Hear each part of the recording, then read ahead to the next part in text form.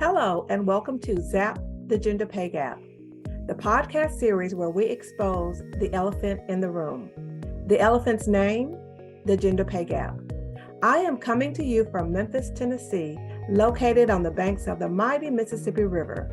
Nestled in the southwest corner of the state, Memphis is home to the blues, barbecue, and so much more. I am your host, Gwendolyn Tucker. Thank you so very much for joining me for Zap the Gender Pay Gap. I am your host, Gwendolyn Tucker. Look for me on Apple, Spotify, Google, YouTube, and other platforms where you find your favorite podcasts. And please don't forget to like and subscribe and leave a review. I'd greatly appreciate it. Can you believe it's May already? They say time flies when you're having fun. I must be having lots of fun then because time seems to be flying. I really like the song with this stanza in it. Time keeps on slipping, slipping, slipping into the future, and that it is. 4 down, 8 more months to go. On my recent episodes, I've asked you a question and made a recommendation. They relate to pay and performance. Do you recall the question? The question was, did you get your raise yet? For those of you who said yes, you get a high five. For those of you who said no, I made this recommendation. I said that if your raise is past due, that you are going to have to ask for it. I also told you about my grandmother Tucker on my husband's side who owned a salon. It was called Tucker's Beauty Nook. Her motto was, if your hair is not becoming to you, you should be coming to us. Now you may be asking, what's your point? My point in sharing this story about my grandmother Tucker's motto is this. If your boss has not been talking to you about pay and performance, you should be talking to your boss. I do understand that some topics are tough to discuss. Actually, when I joined the workforce, a person could get fired for discussing 3 things: pay, politics, and religion. Why these 3? Because they could lead to tension in the workplace and were such emotionally charged topics that they could end up and lead to a blow up. It's interesting that talking about pay with your coworker was one of those topics. I guess since there was such disparity in pay, both then and now, that people were encouraged to stay away from talking about it. But times have changed. Yes, times have changed. Pay, politics, and religion are commonly discussed in the workplace. Unfortunately, sometimes, though, we may not be discussing this topic with a person or persons who can do something about it. Time and time again, surveys show that managers are not talking to their people about performance and or they are not talking with their people about pay, namely in the form of raises. So it seems that pay and performance are 2 topics that some supervisors tend to shy away from talking about with their direct reports. If that describes your boss, and if your boss is not talking to you about your pay and performance, what should you do?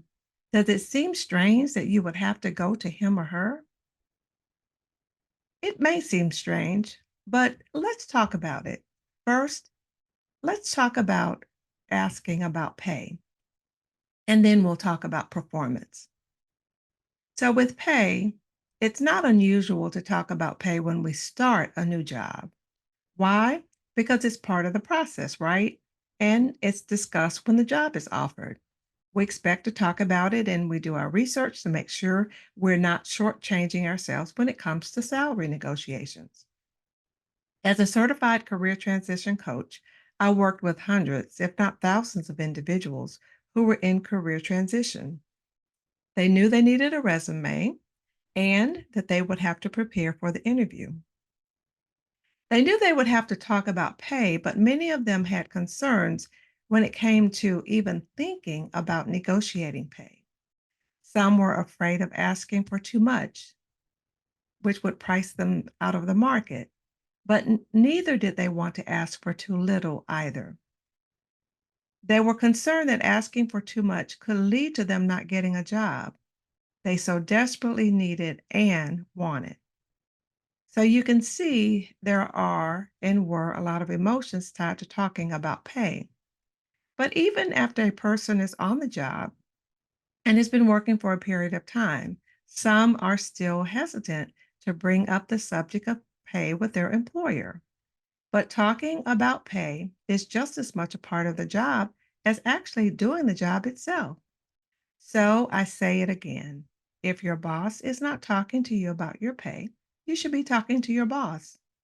Now, let's talk about performance. The second topic that workers tend to shy away from is discussing performance with their boss. During my days in corporate America, I'm very fortunate to have worked for some very good bosses. My boss and I had frequent discussions about my performance. At minimum, we met quarterly. That was 4 times a year. But as I moved up within the organization, my boss and I discussed my progress against goals on a monthly basis. It was a standing appointment that took priority. In the event an unforeseen circumstance arose that required us to postpone our discussion, a new date was scheduled, and that date, a date that worked for both parties. My bosses took performance management seriously and made performance discussions a priority. Now, have I worked for some so so or not so good bosses? Yes, but even with the bosses I really didn't like working for, we frequently discussed my performance, in part because it was driven by how the system was set up within the company. Not discussing performance was not an option, it was built into the system. I have an analogy for you. Have you played organized sports? If not, I'm sure you've watched a game or two. I have done both, played a little, and watched a lot. Have you noticed that they all keep score as a game is played? Name one sport that does not keep score. Bet you can't name one. Why? For one, it's one of the rules of the game. And two, how would you know who's winning? In essence, discussing your performance as you go, either monthly or quarterly, helps you know if you're winning the game. It also helps you know what you need to do to make sure you meet or exceed expectations at the end of the performance period. You may be asking yourself, why in the world do you keep harping on the need to discuss pay and performance? And you guess my reply. I'm glad you asked. The reason is that the two are so closely tied, they are inseparable. When it comes down to the end of the year and you sit across the table from your boss, will you be in the know or will you be flying blind when it comes to knowing how he or she will rate your performance? Does just thinking about talking to your boss about pay and performance raise your level of anxiety? If so, that may mean you probably need to have the conversation. I don't recommend you go in unprepared. No, I recommend just the opposite, especially if you feel really nervous. Being prepared will help a great deal. Now, my husband is a great communicator. He does not back away from difficult or uncomfortable situations. Actually, if something is bothering him, he is quick to discuss it, not in a confrontational way, but in a manner that addresses his concerns and preserves the relationship. Because of his tendency to step up to the plate to discuss difficult situations, I am better at doing so too. My natural personality is towards harmony and away from conflict. And at times, I've been tempted to let a subject slide that would best be discussed.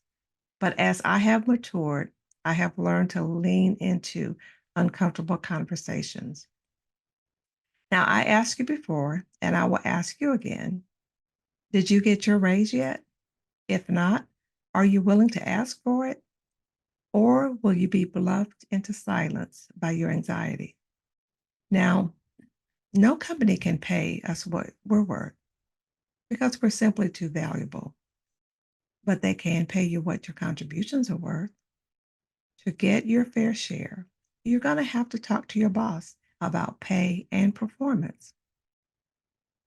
So I ask you, after hearing me discuss the topic of pay and performance and about talking to your boss, my question is, what's your next move? If you're not sure, I'd be happy to assist you with that. I am grateful I get to fulfill my dream of showing women how to find and fix their pay gap. One of those women could be you. I am opening up a few one-on-one coaching slots. If you're interested in setting up a call to find out if we are a good fit, please message me.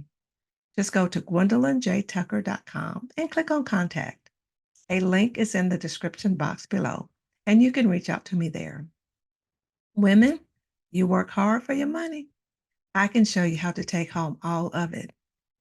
Thank you so much for joining me for this episode of my podcast.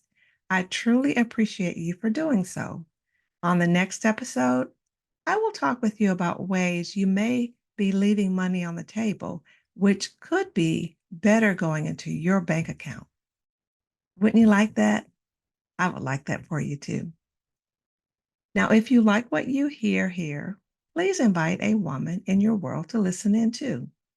I look forward to seeing you here next Wednesday at noon Central Standard Time for the next episode of Zap the Gender Pay Gap. Until then, please be well. Thank you for joining me for this episode of Zap the Gender Pay Gap. Please rate, review, and subscribe to or follow me wherever you get your favorite podcast. I am your host, Gwendolyn Tucker. Thanks so much for listening. See you next time.